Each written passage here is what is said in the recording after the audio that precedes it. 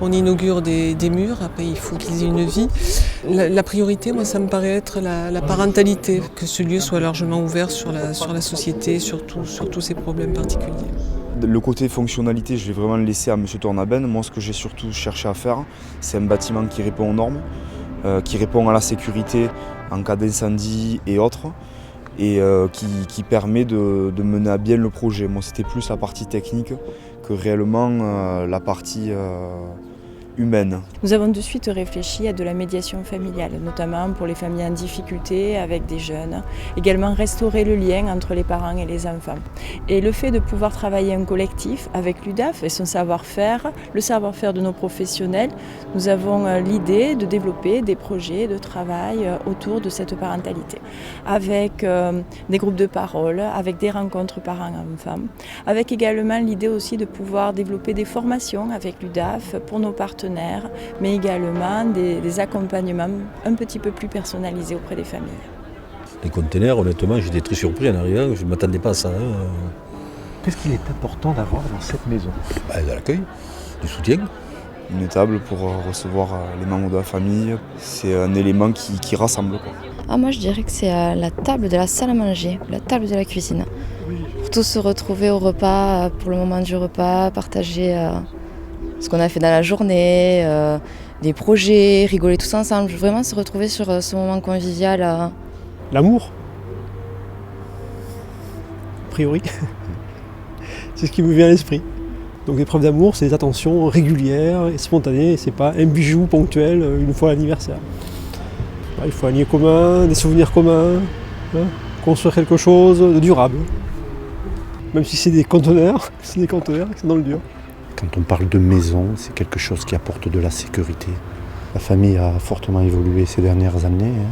Il y a une réorganisation qui se met en place avec une société qui évolue beaucoup. Je pense qu'il faut se recentrer sur des valeurs essentielles que sont la solidarité et l'humanité. Il faut dire que cette maison de la famille a été un concept tout à fait nouveau, innovant, donc surtout éco-responsable.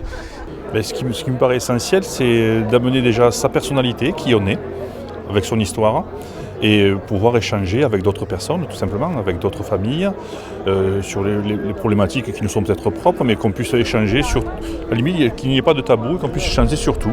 Mais déjà nos idées sur la famille, sur l'importance qu'a la famille dans une société, c'est la base, puisque c'est là où on va élever l'enfant, c'est-à-dire les futures générations. Le fait de partager un repas tous ensemble, c'est ce qui soude une famille. C'est ce qui fait qu'on est une famille, justement. Du bonheur, de la joie, et à travers des discussions, à travers des moments de partage. Moi, ça serait de l'écoute. Donc ça serait une grosse oreille pour pouvoir être écoutées. Un lieu où toutes les familles peuvent être écoutées sans être jugées, sans imaginer à leur place ce qu'on pourrait faire, sans donner de conseils, et juste être là pour être écouté. J'aime bien une oreille et une bouche, et quand je t'écoute, j'ai l'oreille, et si tu parles, tu as la bouche. Je ne sais que dire. Peut-être un haut-parleur pour que ça se diffuse partout. L'idée qu'il y a une maison ici. Pour moi, la maison, c'est un espace. Il peut être mobile. C'est pas les murs qui comptent. Les murs, ils n'existent plus. Il faut que ce soit le lien, ce qu'on transmet. On existe par ce qu'on est, par ce qu'on est et ce qu'on peut transmettre. C'est le contenu, ce qu'il y a dedans qui compte. Chaque famille a son problème, il l'amène d'une manière ou d'une autre. Il faut essayer de trouver la meilleure solution.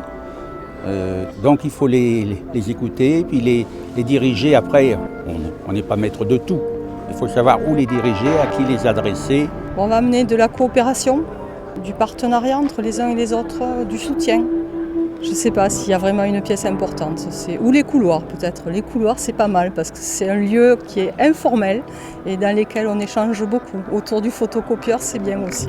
Le cadeau ça va être de rassembler les savoir-faire de toutes les associations qui œuvrent au service des familles. Moi je crois que j'apporterai un cahier plein de crayons de couleur pour que tout le monde puisse s'exprimer, partager et puis que ça reste, que ça laisse des traces et que chacun puisse mesurer l'évolution des choses. Une ambiance, de la joie, une âme en fait. Par la présence des personnes, je pense, par la manière d'être, par la manière de faire, par la manière d'accueillir. Les institutions sont financeurs, sont présentes, mais qu'on arrive vraiment à amener ce côté humain en fait. Je pense qu'il faudrait que je trouve quelque chose qui symbolise donc le lien. Finalement, ce qui fait le lien, c'est d'être autour de la table. Cette maison de la famille a conçu la cuisine comme l'élément central. C'est un lien qui est immatériel, mais qui permet d'associer toutes les personnes qui, à un moment donné, auront à franchir ce pas, à évoluer dans cet espace. Et puis ensuite, c'est un peu comme une toile d'araignée où on va tous pouvoir s'agréer à ce lien.